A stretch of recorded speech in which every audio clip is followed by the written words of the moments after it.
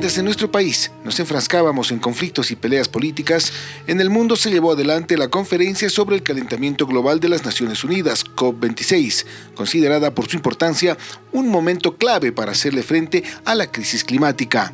Los casi 200 países reunidos en Glasgow, Escocia, firmaron un documento final donde se reflejan, más que resoluciones concretas, declaraciones de buenas intenciones, lo cual revela las verdaderas intenciones que tienen los líderes mundiales respecto al cambio climático. Los gobiernos, ¿en qué piensan? En su próxima elección quieren ser populares para ser reelegidos y no quieren sacrificar esa su popularidad por tener que adoptar estas medidas. Entonces, así año tras año se va postergando y pateando para el próximo gobierno. Y eso lo hemos visto en la COP nuevamente. Y más que resoluciones concretas, lo que ha emitido son declaraciones de buenas intenciones. Será recordada como la COP26 de las declaraciones. La incapacidad que ha tenido el mundo y principalmente los países desarrollados, quienes deberían liderar esta transformación de la economía y del conjunto de sectores que contribuyen al calentamiento global. Eso significa que el camino por donde estamos yendo sigue siendo un camino al precipicio, y esto nos tiene que llamar fuertemente a la reflexión, a la necesidad de aumentar los compromisos de las naciones para reducir estas emisiones. El objetivo de limitar el aumento de la temperatura global a 1.5 está cada vez más lejos, y en ese sentido los países desarrollados como China, India, Estados Unidos, Unión Europea y Rusia se contradicen en sus posiciones y parecería que manejan un doble discurso. Porque si la Conferencia de Cambio Climático adopta medidas muy duras para enfrentar el cambio climático, estas corporaciones tienen que cambiar sus formas de producción y por lo tanto eso significa disminuir sus ganancias. Entonces han ganado tiempo. Muchos gobiernos también.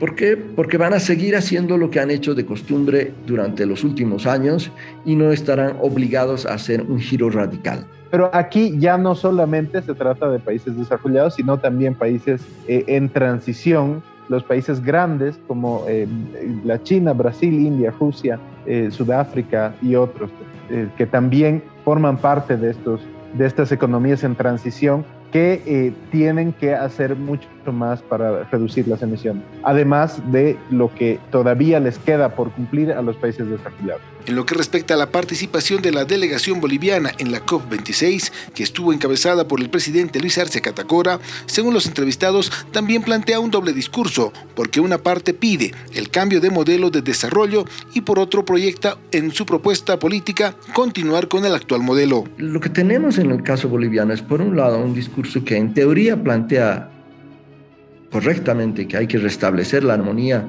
con la naturaleza, con el sistema del planeta Tierra, pero que no está acompañado de las medidas concretas para que esto se haga realidad. Y lo que es peor aún, que no aplica esas medidas concretas en la realidad boliviana.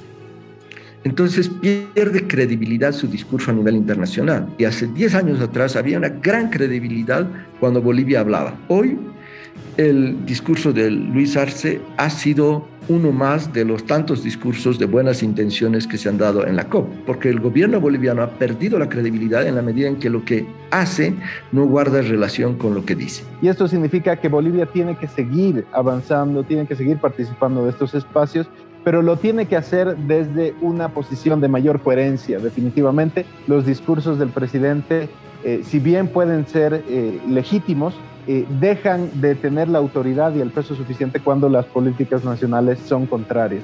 Entonces es imprescindible reconocer el fracaso, pero desde este reconocimiento del fracaso necesitamos profundizar la discusión y el debate nacional.